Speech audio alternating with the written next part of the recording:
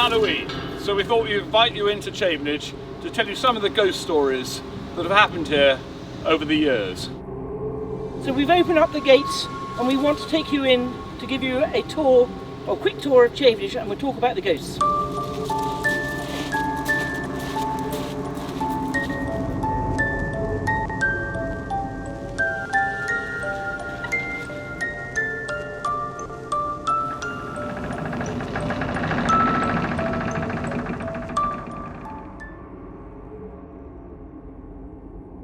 The original, and probably the most famous ghost story here at Chavenage, happened in 1648, when this gentleman, Oliver Cromwell, came to this house. He came to see Nathaniel Stevens, who is an MP for Gloucestershire, at the time of, really when the Civil War in England was ending. Charles I had been captured and he was been held on the Isle of Wight, and Cromwell had a problem. And his problem was, what on earth was he going to do with the king? He knew if he allowed the king to carry on living, there would be a rebellion against the government and the war would carry on. And really Cromwell wanted to stop this right from the outset. And the way he thought he could do this was to get rid of the king.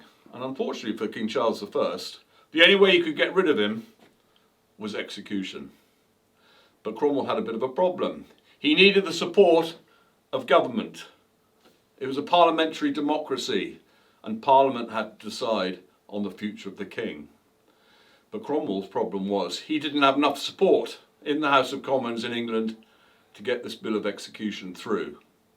So he came down to Chavenage in February 1648 to see Nathaniel Stevens, who was a fairly influential member of Parliament, to try and gain his support.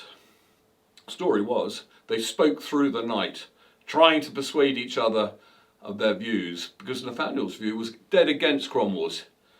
He did not want Cromwell to kill the king. They spoke late into the night and could not come to an agreement. Cromwell eventually had to leave, carry on his canvassing around England, but he came back in April of that year, just before the trial and the debate in the House of Commons.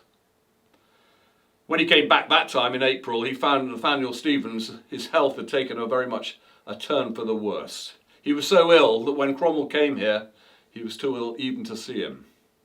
But he sent word to Cromwell that he had decided his vote would go to whichever side was in the majority. But of course, at that stage, Cromwell did have the majority, and Nathaniel Stevens' vote went for the king's execution, which very much upset his daughter Abigail, who was also living here at Chavenage. When she heard her father had voted for the king's execution, she was so appalled, she stormed into his sick room and cursed him. And really that was the final straw. The old man was now dying. And dying in those days was a reason for people to gather, celebrate his life. And we have a story here of his actual death. And it goes a bit like this. When all the family and friends had gathered here at the house to witness the death of the old colonel, they realised that a coach had come into the main gates of the house that was even more embellished than any of the other carriages here present. It came and stopped by the front door, whereupon the old man was seen to die, and then his shroud rose from his body, drifted down through the house, and eventually entered the carriage, which then drove off, but not so quick. They saw the coachman was a beheaded man who was still wearing royal vestments and had the royal garter on his knee. The coach then went through the front gates of the house and was then seen to be devoured by the flames of hell. And really that was the first and major ghost story of the house. We have other ghost stories which we'll talk on a bit later, and I'll hand over to my sister for the next ghost story. Another great story here at Chavenage is the story of the White Lady. She has been seen several times, mainly out in the garden. This too goes back to the English Civil War, when the house was for the parliamentarian side, and over the hills, but in distance, was the royalist castle of Beverston. Beverston was under command of a Major Oglethorpe, and Oglethorpe defended it well, and the Roundhead troops found it difficult to besiege the castle. But Oglethorpe had one slight vice. He was rather keen on young ladies, and he developed a system But when there were no Roundheads in the area, his girlfriend at Chavenage was to put a candle in the window. This was a signal for him to come across, and I suppose the young lovers to meet. Unfortunately, the Roundheads discovered, and they faked their retreat from Chavenage, but doubled back, waiting for Oglethorpe to come out. Oglethorpe came out, intending to meet his girlfriend, but in fact he met his end.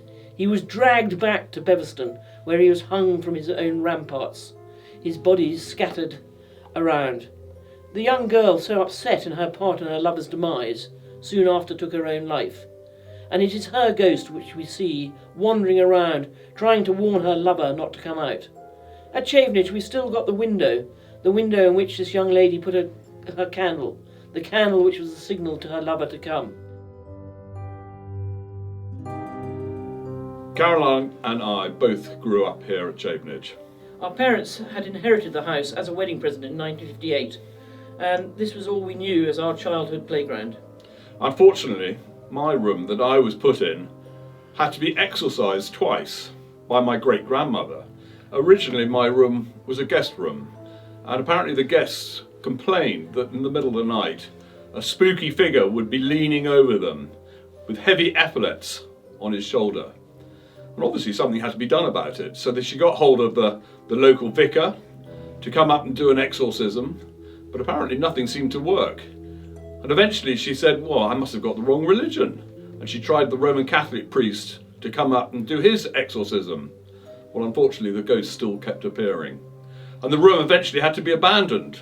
And it wasn't until my mother came along, with me as a small baby, decided this room had to be used as my room. And it was painted a nice jolly colour, and I was put in it. And I do remember every night I could only go to sleep with my head well under the pillows because I didn't want to see what was happening around the room. I could hear things, I could feel things, but I never actually saw anything.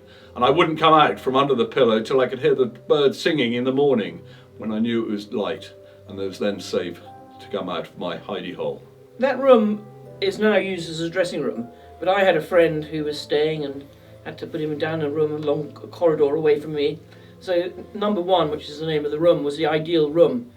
And he said during the night he felt as if he was lying under his blankets were suddenly made of lead. Whatever way he was, he couldn't get himself out of bed. It was like the lead was pressing down on him. Eventually he got out of bed, and we got to the door and he was locked in, just beginning to scream and everything. He thought better of it and went back and lay down and went to sleep. And in the morning there was no sign of that at all. That room is a funny room. Nobody has slept in there since Charles slept there. And, you know, we've had various groups. We had people, rather peculiar people, not peculiar people, we had people coming round doing PSIs, which is a paranormal site investigation. And their machines, their ghoul meters, when they actually pointed at number 1, which is a room we don't show off very much because it's in the part of the house where my parents still live in, it went off the scale. So possibly that's the most haunted room in the house. Outside, various other ghosts have been seen, various people feel it. The dogs occasionally growl at something which is not seen, but basically I think they're fairly friendly ghosts. I mean, I've never had any trouble. The only time I think I've ever actually seen a ghost was actually when I was camping here at Chavenage outside on the lawn. It was probably the first camping expedition I'd done with a school friend of mine. And we set our tent up just on the lawn, about 20 metres from the house. And we woke up very early because it got light, and we peered out of our tent. And in the distance, the other side of the lawn, we could see a dark figure riding a horse. And both of us to this day, which is over 50 years later, still remember that very strange experience looking out from our little tent at this spooky figure riding a spooky horse at the other end of the farm. Of course, the fun part of growing up was asking friends over. Chavenage is a wonderful place to play hide and seek. Not so good playing sardines when you want people to find you. And if we really wanted to scare our friends, we have got a skull in the house. Yes, you might have spotted this skull. This skull has many stories about it. And the story that I really remember is that this must never leave the house. It's had various wounds on it. We don't know really who the skull belongs to. There's various theories that it might have been a slave or some person who had been working in the house and never wanted to leave it. But the story is this skull must stay here forever. Now, having grown up in this house, as we said before, this house is a friendly house. Even though it's had so many ghost stories, we very much enjoyed growing up here. Yeah, and it's still primarily our home, and there's generations following us. George has got his little grandson, Leo, just arrived, and there have only been 2 families living in the house since the time of Elizabeth I. And so we feel that the ghosts are part of our family, if that's the right expression. And we look very much forward to welcoming you to Chavenage in the future and having the opportunity to show you around our family home. And of course, we'll add in a little bit of colour with our ghost stories. Thank you very much for watching.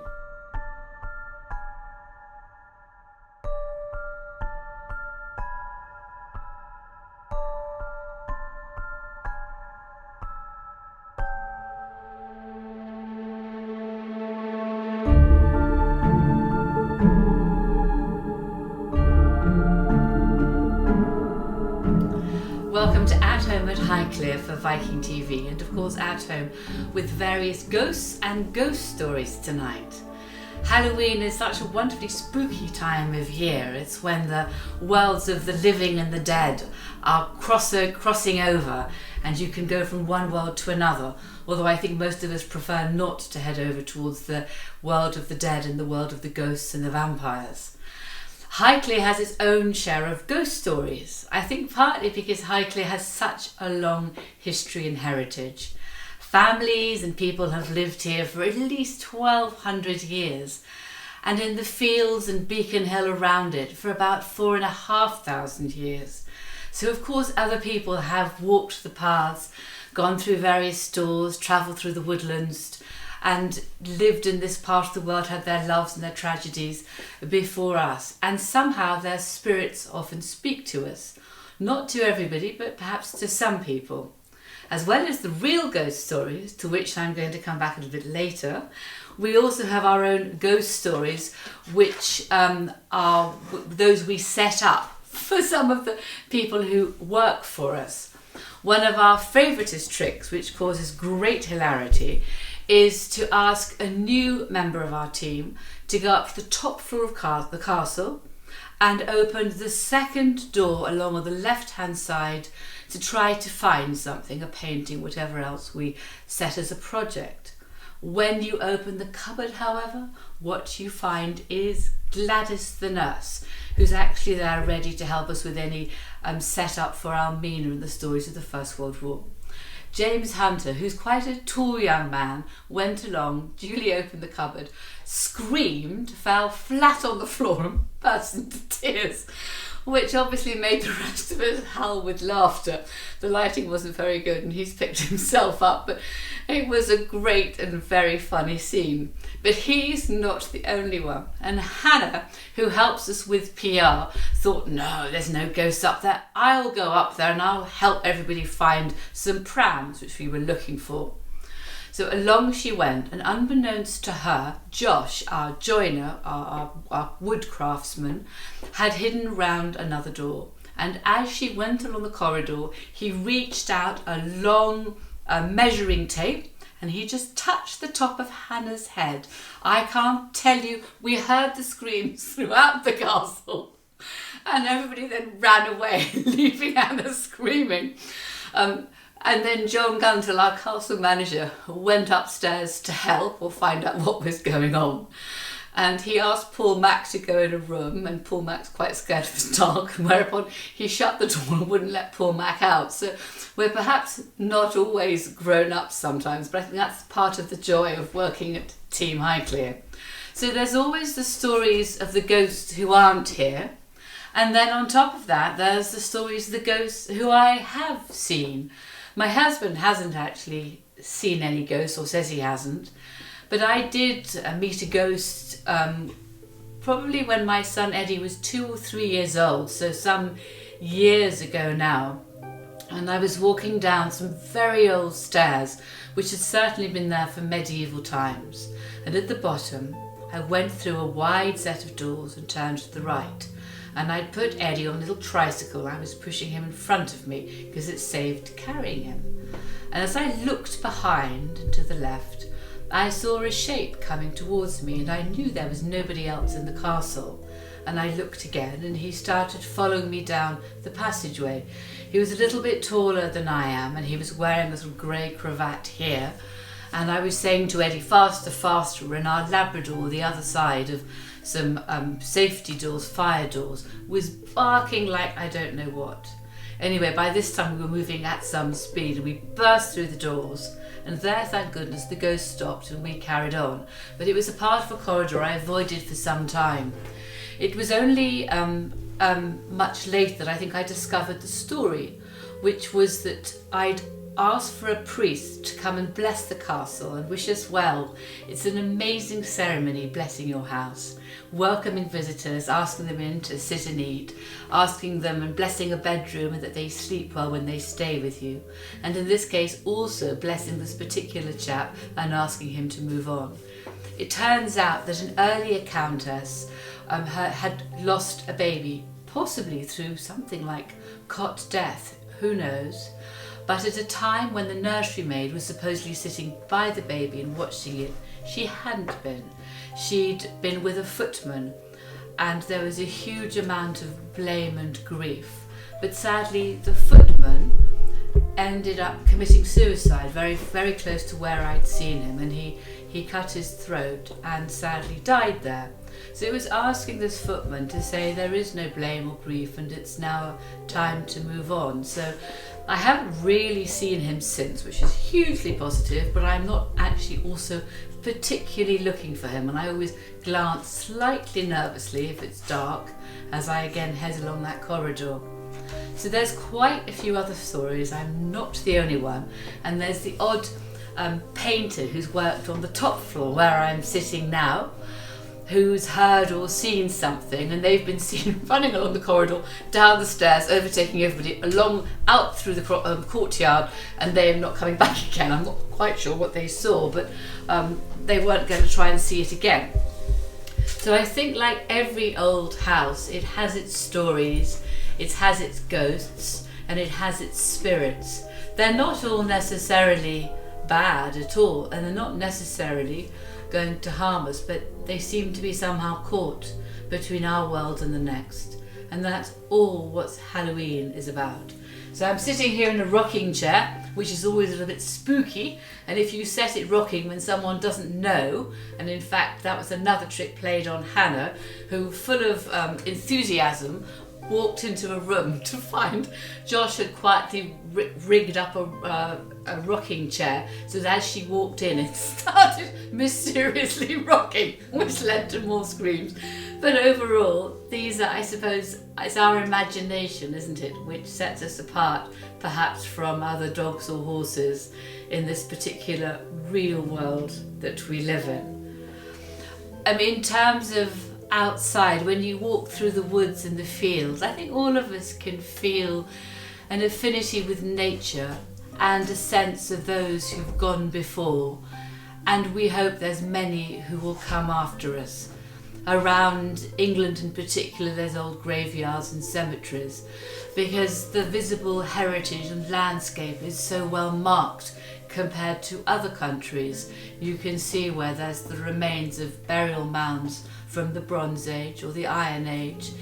I imagine at Stonehenge as well, you have a tremendous sense of the past and of the ground and the earth on which you're walking. So part of it, I'm sure, is that. So I think on Halloween, I hope everyone has a really wonderful Halloween. Perhaps makes lots of wonderful spiced pumpkin soup, cuts out lots of different faces from them, and jangles a few skeletons around, but stays safe and stays well, and have a very enjoyable evening.